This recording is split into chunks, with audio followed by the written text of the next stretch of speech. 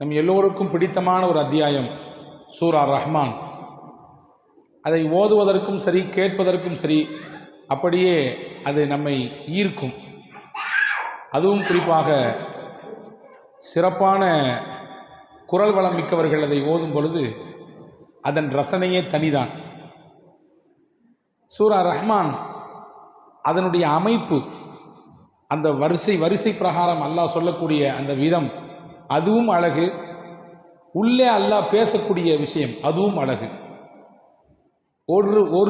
ஒவ்வொரு வசனங்களுக்கும் இடையில் அல்லது ரெண்டு வசனங்களுக்கு இடையிலே ஃபபி ஐய ஆலா ரப்பிக்குமா துகத்திபான், நீங்கள் இரு கூட்டத்தினர் இருக்கிறீர்கள், மனித வர்க்கம் ஜின் வர்க்கம். உங்கள் ரெண்டு பேரில் நீங்கள் யார் இதை பொய்ப்படுத்த போகிறீர்கள் என்று அல்லாஹ் கேட்கிறான். உங்களை யார் இதை பொய்ப்படுத்த முடியும்? வரிசைப்படுத்துகிறான் மனிதனுடைய துவக்கத்திலிருந்து. ஹலக்கல் இன்சான மின் சல்சானின் கல் ஃபஹார் என்று தொடங்குகிறது. அதிலிருந்து மனிதனுக்கு நாம் கொடுத்த அருள், இந்த உலகத்தில் எல்லாம் போகும், அல்லாஹ் மட்டும் அழிய மாட்டான் என்ற செய்தி, பாவிகளுக்கான விஷயம் என்ன, நரகத்தினுடைய கோர முகம் என்ன, சொர்க்கத்தினுடைய நிலைப்பாடு என்ன என்று ஒவ்வொன்றாக அல்லாஹ் அடுக்குகிறான். கடல் நீங்கள் பார்க்கிறீர்கள், உலகத்திலே 71% கடல் தான் பரவி இருக்கிறது. ஆனால் மேலோட்டமாக பார்க்கிறீங்க. ஆனால் அந்த கடலுக்கு கீழே நம்ம திரையை வச்சிருக்கோம் தெரியுமா? நல்லா கேட்குறான். இங்கிருந்து அங்கே நீர் போகாது, அங்கிருக்கக்கூடிய தண்ணீர் இங்கே வராது. அல்லாஹ் இதையெல்லாம் கேட்டுவிட்டு இதில் எதை நீங்கள் பொய்ப்படுத்துகிறீர்கள் என்று வினவுகிறான். அன்பர்களே, ரொம்பவும் அழகான சூறா. இதில் இன்னொரு விஷயம் என்னென்னா, ரொம்ப ஆச்சரியமான விஷயம், நமக்கெல்லாம் சந்தோஷப்படுத்தக்கூடிய விஷயம் என்னவென்றால், இந்த சூறாவை நாளை மறுமையிலே அல்லாஹு தாலா சொர்க்கவாதிகளிடத்திலே ஓதி காண்பிப்பானான்.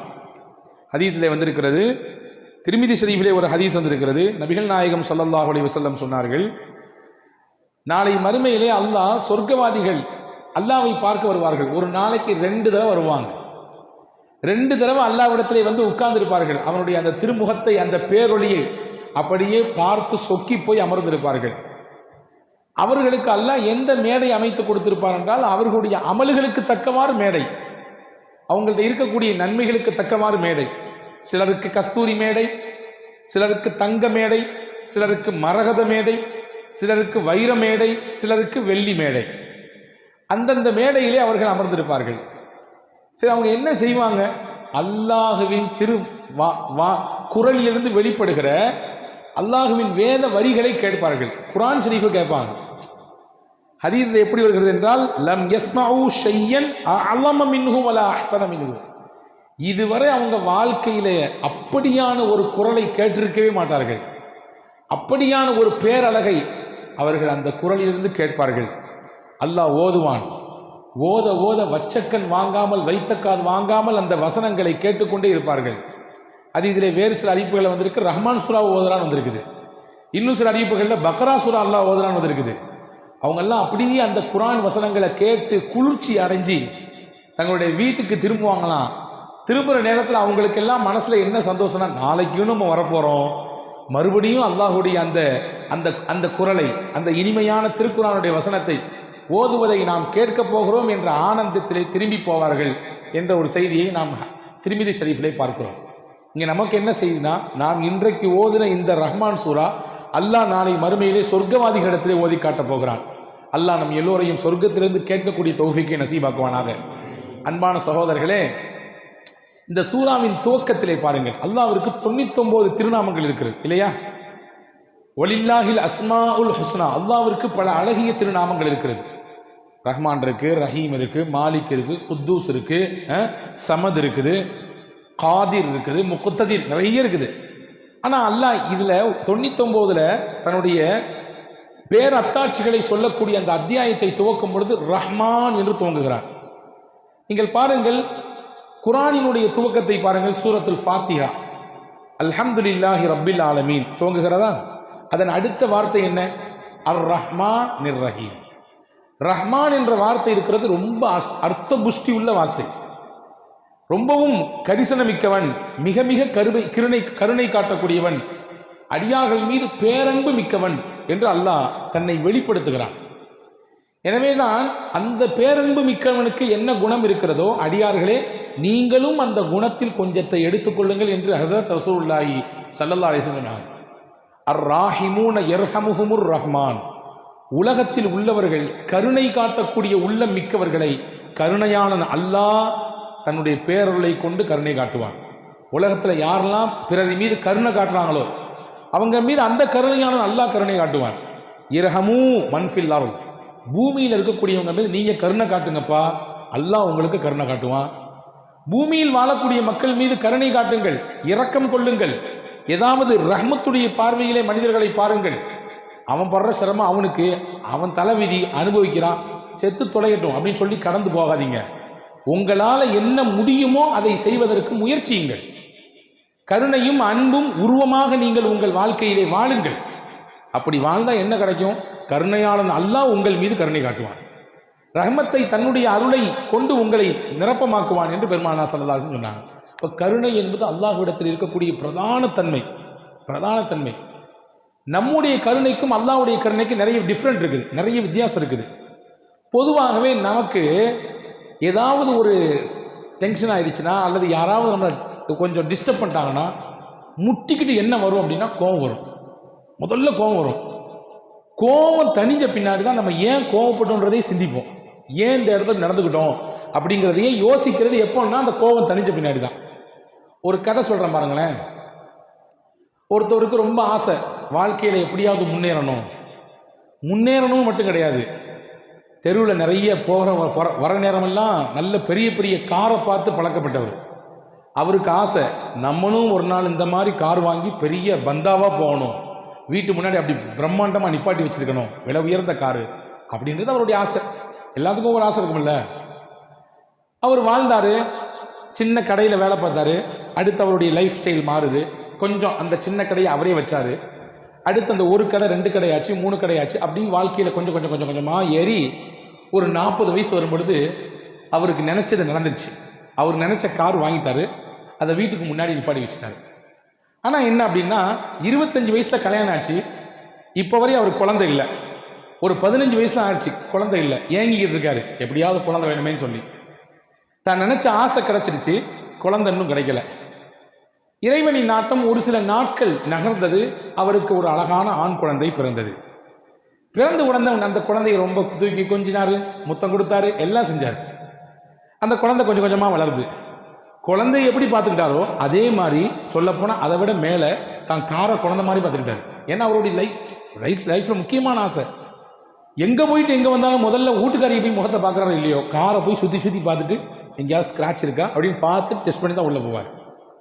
இந்த குழந்தை கொஞ்சம் கொஞ்சமாக வளர்ந்து விளையாட்டு பருவத்துக்கு வந்தது. விளையாட்டு பருவம்னா என்ன?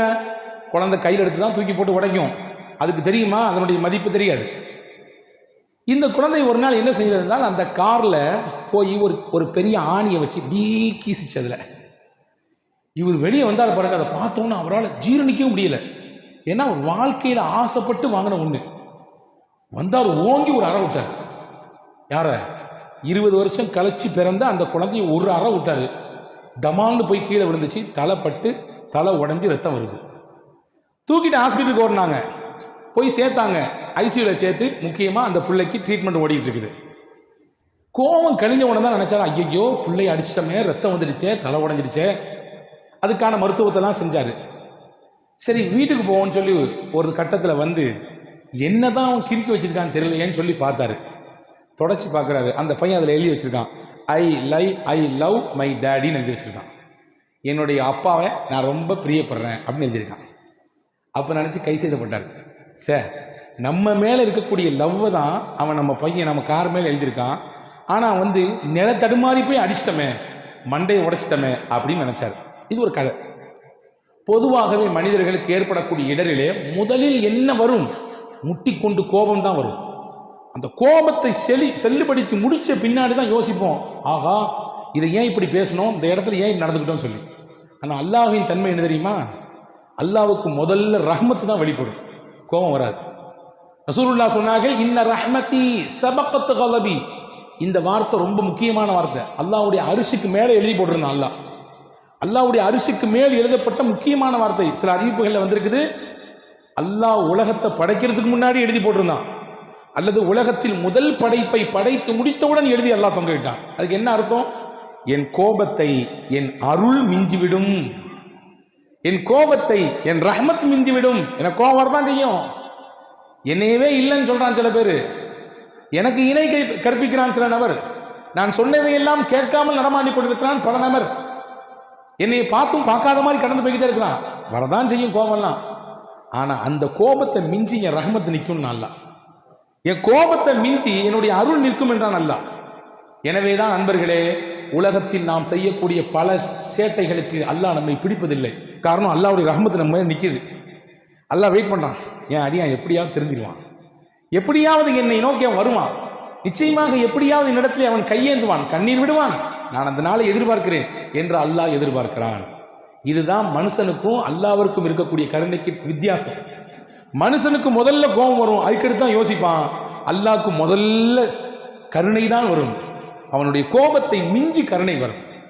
பல சந்தர்ப்பங்களிலே அதை அல்லாஹ் நிரூபித்து காண்பித்திருக்கிறான். அன்பு பெருமக்களே, நபிகள் நாயகம் ஸல்லல்லாஹு அலைஹி வஸல்லம் பல ரூபங்களிலே அதை நமக்கு விளக்கப்படுத்தி கேட்டிருக்கிறார்கள். நரகத்திற்கு தகுதியான ஒருவனை, கூக்குரலிட்டு கொண்டிருக்கக்கூடிய ஒருவனை எடுத்து அவனை கொண்டு வந்து வெளியே அவன் கோரிக்கையெல்லாம் கேட்டு, உனக்கு என்ன வேணும்னு கேட்டு, அடுத்தடுத்து ஸ்டெப் பை ஸ்டெப்பா அந்த இடத்துல இருந்து கொஞ்சம் கொஞ்சமாக கடத்தி கொண்டு போய் அவனை சொர்க்கத்திலே வைத்தான் என்று ஒரு ஹதீஸ் இருக்கிறது. அந்த ஹதீஸை ரசூலுல்லாஹ் படிக்கும்போதே சிரிப்பாங்க, அல்லாஹ் சிரித்த நேரங்கள் இது அப்படின்னு. நரகத்துக்குள்ளே போனவனை தூக்கி எடுத்து சொர்க்கத்திற்கு கொண்டு வந்தான் என்றால் அவனுடைய கரிசனமும் கருணையும் எவ்வளவு மகத்தானது.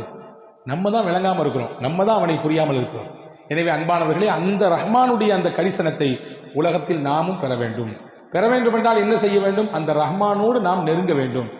அந்த ரஹ்மானின் பெயரை திரும்ப திரும்ப சொல்ல வேண்டும். அல்லாஹ்வின் தூதர் ஸல்லல்லாஹு அலைஹி வஸல்லம் அவர்கள் தான் ஓதிய முக்கியமான அத்தியாயங்களிலே இந்த ரஹ்மான் சூரா முக்கியமானது. சொன்னாங்க ஸல்லல்லாஹு அலைஹி வஸல்லம், ஒரு நாள் சஹாபாக்களை கூப்பிட்டு சொன்னாங்க, இந்த அத்தியாயத்தை நான் மக்களிடத்திலே ஓதினேன், குறிப்பாக ஜின்களிடத்திலே ஓதினேன். அந்த ஜின்கள் எல்லாம் கண்ணீர் வடித்தது. ஜின்கள் எல்லாம் கண்ணீர் வடித்து சொன்னது, யா ரசூலல்லாஹ், அல்லாஹ்வின் தூதரே, நாங்கள் அல்லாஹ்வின் எந்த அத்தாட்சியும் பொய்ப்பிக்கவில்லை என்று சொன்னது. நானும் இந்த அத்தியாயத்தை பல தடவை ஓதுனேன், நீங்க எதுவுமே சொல்ல மாட்டேங்கிறீங்களேன்னு கேட்டாங்க சஹாபாக்களை பார்த்து. சஹாபாக்களை பார்த்தே இந்த கேள்வி கேட்டாங்கன்னா நம்மெல்லாம் எத்தனை தடவை இந்த அத்தியாயத்தை ஓதுறோம், எத்தனை முறை இதனுடைய செய்திகளை உள்வாங்கியிருப்போம். ரஹ்மான் ஆகிய அல்லாஹ் தன்னுடைய இரு கரத்தை திறந்து வைத்துக் கொண்டு அடியார்களே வாருங்கள் என்று கூப்பிட தயாராக இருக்கிறான். நாம் வருவதற்கு எத்தனை நபர் தயாராக நிற்கிறோம்?